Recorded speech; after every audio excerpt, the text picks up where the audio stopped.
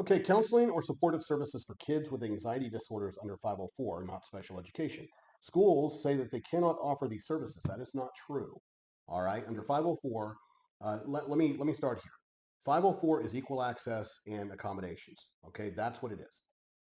For disabilities that impact major life functions within the educational setting.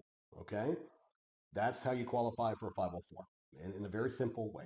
Okay. Now, special education in IDEA is sort of an enhancement on 504 because, you sort of start at the 504 level with both. Now, what separates 504 from IDEA is the special education, specialized instruction. That's not available under 504. Remember, equal access and accommodations that impact them within their education setting, which of course kids with IEPs get. So you see how some of the 504 aspects carry over, blend in and insert themselves and embed themselves within the IEP itself. You don't need two separate plans. So then what enhances the IEP is the specialized instruction. Okay, specialized instruction.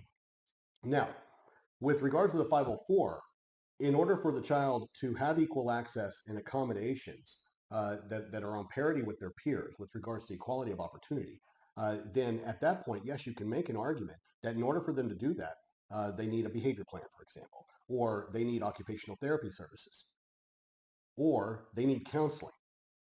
Because let's say the anxiety results in tardies, frequent absences, inability to concentrate and participate in the class, removals from the class. All of these factors remove them from their instructional setting.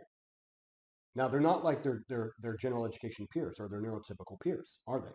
They have a diagnosis which manifests in a negative way in their educational setting. That's why they need a 504 plan.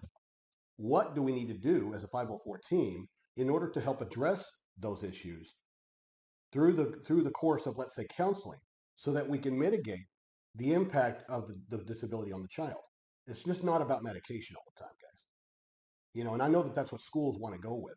But you can have a behavior plan, the involvement of a behavior analyst on a 504. You can have the involvement of an OT on a 504, and you sure as hell can have the involvement of licensed counselor, cognitive behavior therapy, those kind of things that the school needs to provide, because they also under 504 are entitled to a free, appropriate public education. You just have to make that concise argument. And the no's that you typically get aren't no's because they're confident in what the hell they're talking about.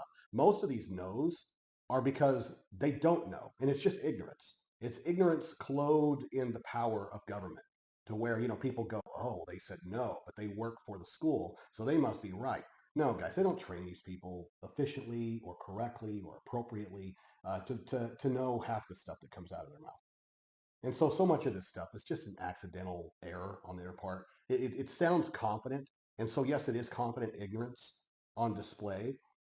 But this is why we have pages like this. This is why we have Advocates University. This is why we answer questions like this, so that we can sit there and help educate you and raise the level of your understanding so that you can reapproach them with the right information and with the confidence to know that in order for this child to receive access and equal access and accommodations with equality of opportunity with their same age peers that are neurotypical, we need to mitigate the anxiety. How do we do that? And if that includes the necessity for counseling embedded into the child's 504 and provided during the school day, then that's what needs to happen. That's not specialized instruction, guys. That's not specialized instruction.